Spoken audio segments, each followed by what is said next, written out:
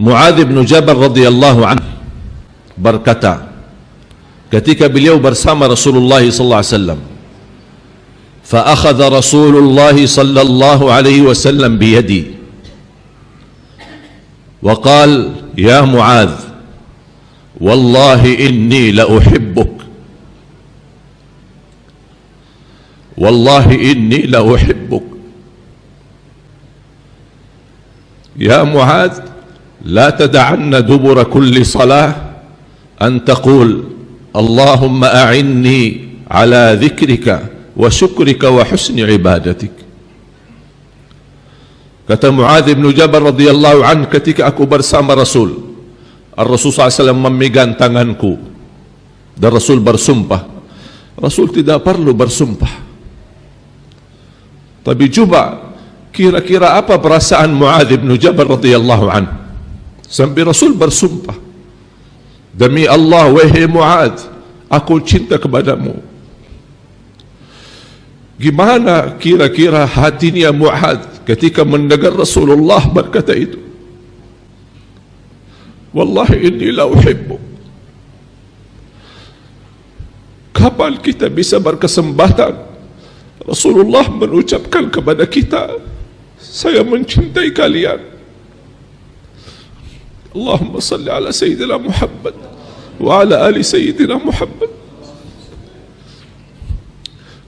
Kita tidak akan mampu membalas jasa Nabi Muhammad sallallahu alaihi wasallam.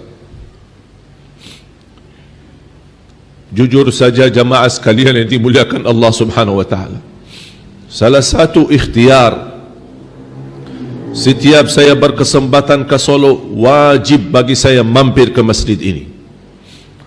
Buat apa? Tidak ada urusan dunia, tidak ada kepentingan, hanya berkeinginan menjaga silaturahim kepada keluarga Nabi Muhammad. Itu saya lakukan karena Nabi Muhammad. Saya ingin nanti di hari kiamat beliau memanggil saya, inilah hamba yang suka menjaga keluargaku, yang suka silaturahim kepada keluargaku.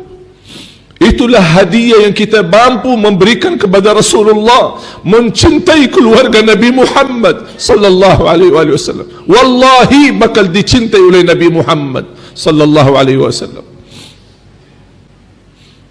Sampai satu saat insya-Allah kita termasuk orang-orang yang mendapatkan syafaat Nabi Muhammad sallallahu alaihi wasallam di hari kiamat.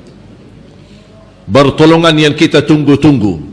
Jangan kita umat Nabi Muhammad, seluruh manusia saat menghadap Allah, saat hisab, menunggu bagaimana segera dihisab oleh Allah, karena mereka merasa sudah capek, sudah begal dan sudah lelah menunggu berdiri dalam keadaan tidak berpakaian 50.000 tahun, dan semua para Nabi dan Rasul, nafsi, nafsi, kami tidak bisa apa-apa. Sampai para Nabi dan Rasul sepakati untuk menunjukkan kepada Rasul, yang bisa bantu kalian itulah orangnya, Muhammad sallallahu alaihi wasallam. Seluruh manusia datang menghadap Rasulullah, bagaimana supaya dia berdoa dan meminta bantuan dari Allah Subhanahu wa taala agar segera dimulai hisab. Rasulullah SAW, ana laha, itulah yang diberikan oleh Allah kepadaku, sesuatu kemuliaan. Beliau sujud di hadapan Allah, dan kata Rasulullah SAW, Allah akan gerakkan lidahku mengucapkan pujian-pujian yang tidak pernah diucapkan oleh makhluk pun sebelum aku, kata Rasulullah SAW. Sambil Allah berkata, ya Muhammad, irfa' ra'sak wasal tu'ta washfa' tushaffa'. Angkatlah kepalamu, pujianmu itu indah, tidak pernah diucapkan oleh malaikat, tidak pernah diucapkan oleh siapapun, hanya Nabi Muhammad sallallahu alaihi wasallam. Angkatlah kepalamu, apa yang anda minta saya ijabah. Bagilah syafaatmu untuk seluruh manusia, saya kabulkan syafaatmu sallallahu alaihi wasallam. Mudah-mudahan kita meraih syafaat Nabi Muhammad sallallahu alaihi wasallam.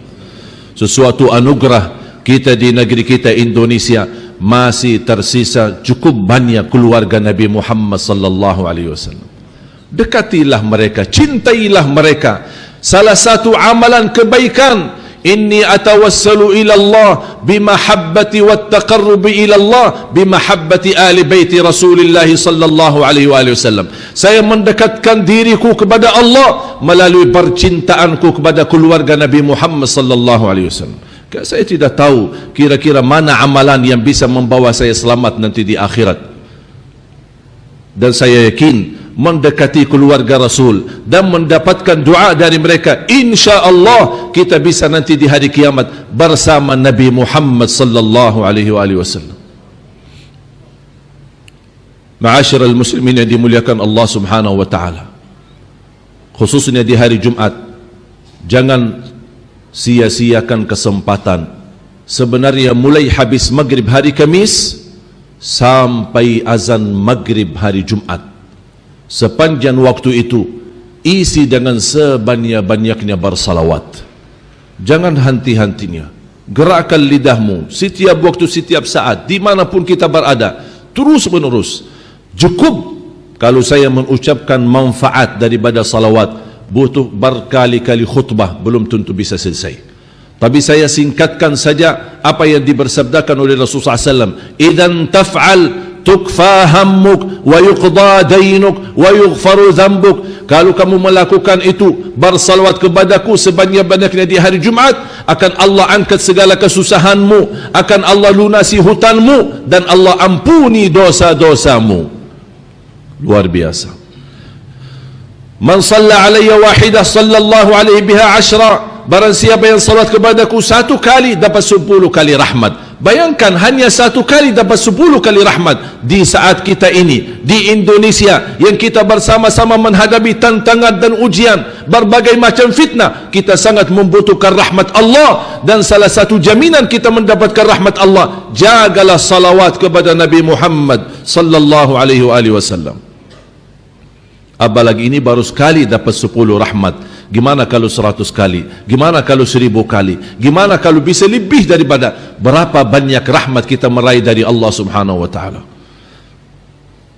Mudah-mudahan dengan kita istiqamah bersalawat untuk kesembuhan penyakit kita, untuk melunasi hutang kita, untuk mudahkan urusan kita, insya-Allah terkabul segala hajat kita. Nanti di hari kiamat kita bertemu Rasulullah SAW, sudah disucikan hati kita dan buku amal kita dari segala dosa dan kotoran, dari segala maksiat, dan kita menghadap Rasulullah SAW, bahkan dimegang tangannya oleh Rasulullah SAW mengajak kita ke surga, sebagaimana Muadz bin Jabal radhiyallahu an langsung dimegang tangannya oleh Rasulullah sallallahu alaihi wasallam.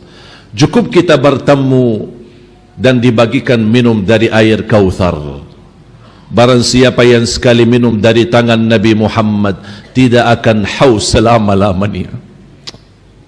Minum apa itu sampai tidak haus selama-lamanya? Bukan karena kelebihan airnya, tapi kelebihan tangan Nabi Muhammad yang menhadiahkan kepada umatnya sallallahu alaihi wasallam.